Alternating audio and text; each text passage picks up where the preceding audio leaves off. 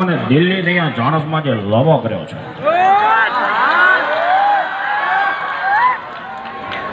ભાઈઓ ને બહેનો, ગણપતિ દાદાને પ્રાર્થના કરું છું કે આપ સર્વના જીવનમાં સદાય સુજલામ સુફલામ કરે. સમગ્ર ગુજરાત જાણે છે કે હું ખાતો નથી, ખાવા કોઈને દેતો નથી, છતાં મને આવ્યા પહેલા અહીંયા લાડુ બધાને ખવડાવ્યા છે. ભાઈઓ ને બહેનો,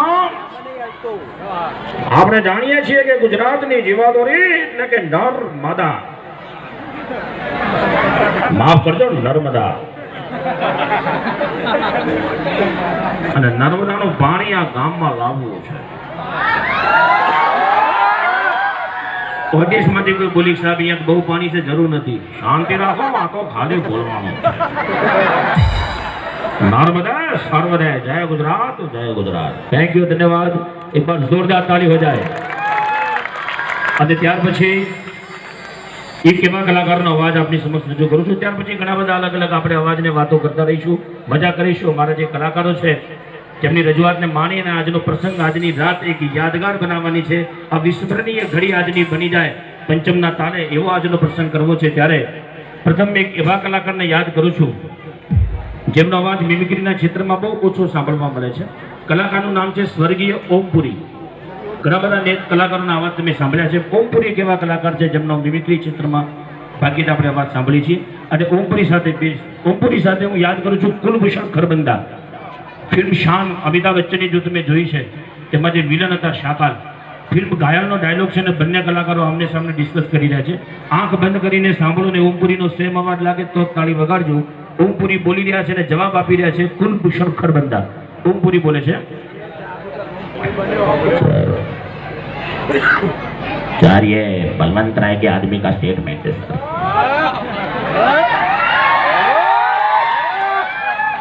बलवंत राय इतने गैर कानूनी काम कर रहा है सर, और आप उसे पुलिस प्रोटेक्शन देने की बात कर रहे हैं.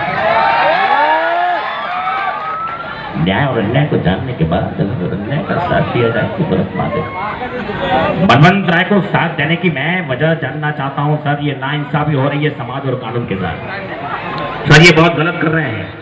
कल आपकी गंदी आदत की वजह से ये दुनिया हम सभी पुलिस वालों को नपुंसक कहकर पुकारेगी. बहुत गलत हो रहा है सर, बहुत गलत. थैंक यू, धन्यवाद. एमने जवाब आवे छे कुलभूषण खरबंदा.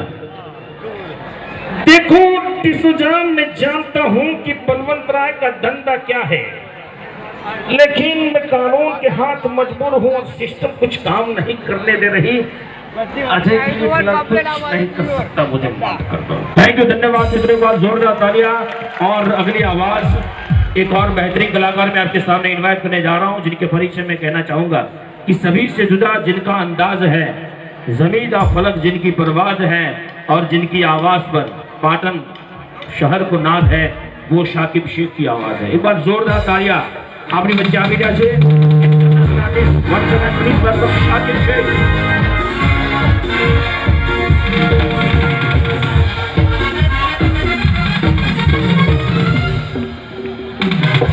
આદિ મિત્રો, મજાની વાતો સાથે સાથે દાદાની આરાધના કરતા રહીશું અને સુંદર મજાનો કાર્યક્રમ આજનો યાદગાર બની રહે તેવી ઉમ્મીદ અને ઉત્સાહ ઉમંગ સાથે આગળ વધીશું. હા, એક ફિલ્મી ગીત આપણે રજૂ કરીએ છીએ. માઇલસ્ટોન પ્લેબેક સિંગર મોહમ્મદ રફી સાહેબના સુરીલા કંઠે ગવાયેલું આ ગીત, આરડી બર્મનનું સંગીત, મજનુ સુલતાનપુરી સાહેબે લખેલા શબ્દો, ગુલાબી આંખે જો તેરી દેખી. ફિલ્મનું નામ છે ધ ટ્રેન. તો અહીંયા આપણે દાદાના ગીતો તો ગાશું, દાદાના ભજન ગાવાના છે, સાથે સાથે એક બે થોડા ફિલ્મી ગીતોનો પણ આનંદ લઈશું. અને આપણી વચ્ચે મોહમ્મદ રફી સાહેબની આબેહૂબ અવાજની રજૂઆત લઈ અને શાકિબભાઈ શેખ આવ્યા છે. પણ તાળીથી વધારજો શાકિબભાઈ.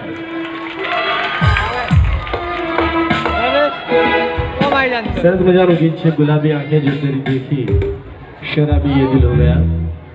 અને આંખો માટે એટલું ચોક્કસ કહીશ કે આંખો આવે તો ઉપાધિ, આંખો જાય તોય ઉપાધિ, આંખમાં કંઈક પડે તોય ઉપાધિ, અને આંખ કોઈની ઉપર પડે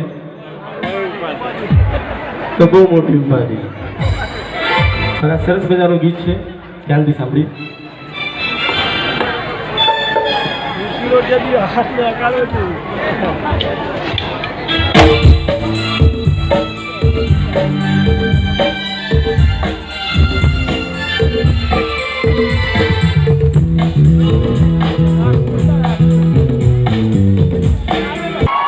થેન્ક યુ.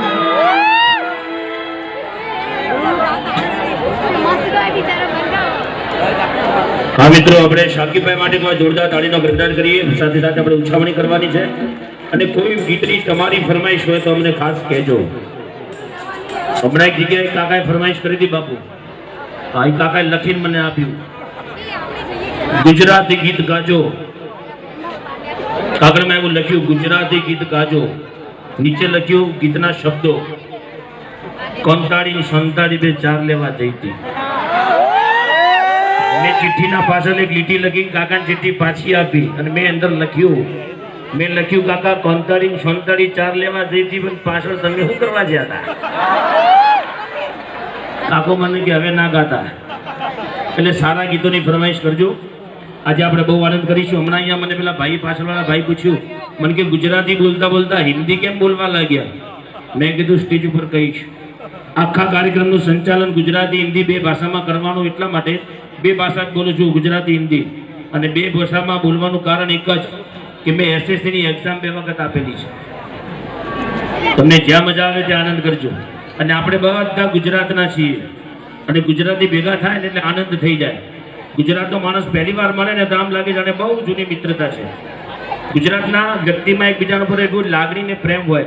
હમણાં એક બસમાં બે ગુજરાતી કાકા ભેગા થઈ ગયા. હું દાખલો આપું છું, બેનો સાંભળજો, વાતો હમણાં ના કરો. બે ગુજરાતી કાકા ભેગા થઈ ગયા. એક કાકાએ બીજા કાકાને પૂછ્યું, દરેક ગુજરાતીની શરૂઆત ક્યાંથી થાય? કેમ છો? એક જ ફિક્સ જવાબ, મજામાં.